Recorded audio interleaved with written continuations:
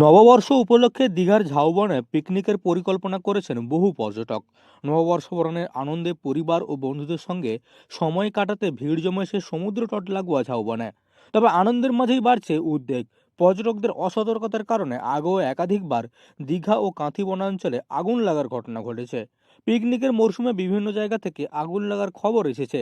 এতে ব্যাপক ক্ষতি হয়েছে ঝাউবন ও অন্যান্য বনজ সম্পদের। সেই অভিজ্ঞতা থেকেই এবছর আগে থেকেই সতর্ক হয়েছে বন দপ্তর। পর্যটকদের সচেতন করতে একাধিক পদক্ষেপ নেওয়া হয়েছে।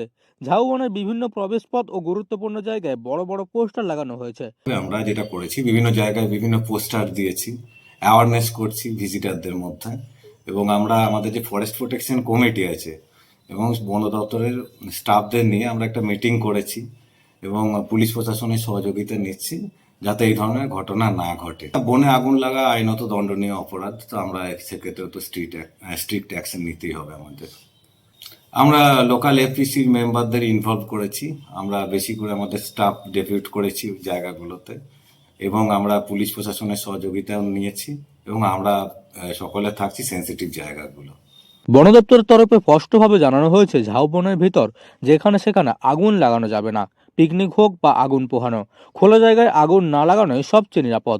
জ্বলন্ত সিগারেট বা বিড়ির অবশিষ্টাংশ কোনোভাবেই বনভূমিতে ফেলা যাবে না। ছোট্ট একটি অবশিষ্টাংশ থেকেই বড় আগুন লাগতে পারে। পিকনিক শেষে অবশ্যই দেখে নিতে হবে আগুন পুরোপুরি নিভে গেছে কিনা।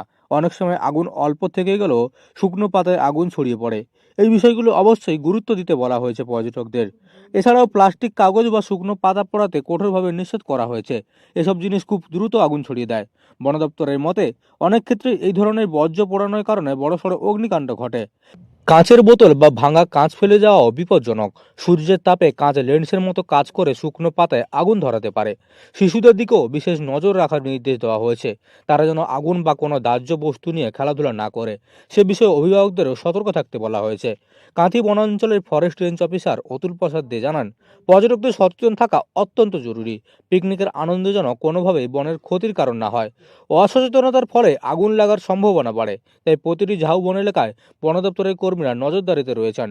পর্যটকদের আগেই সতর্ক করা হয়েছে, কেউ যদি নিয়ম না মানেন এবং এর ফলে যদি কোনো অপ্রীতিকর ঘটনা ঘটে তাহলে কড়া ব্যবস্থা নেওয়া হবে। বন দপ্তরের আবেদন, আনন্দ করুন তবে দায়িত্ব নিয়ে। সামান্য অসতর্কতাই বড় বিপদের কারণ হতে পারে। তাই নিয়ম মেনে পিকনিক করুন এবং প্রকৃতিকে রক্ষা করুন। পূর্ব মেদিনীপুর থেকে মদন মাইতির রিপোর্ট, লোকাল 18 বাংলা।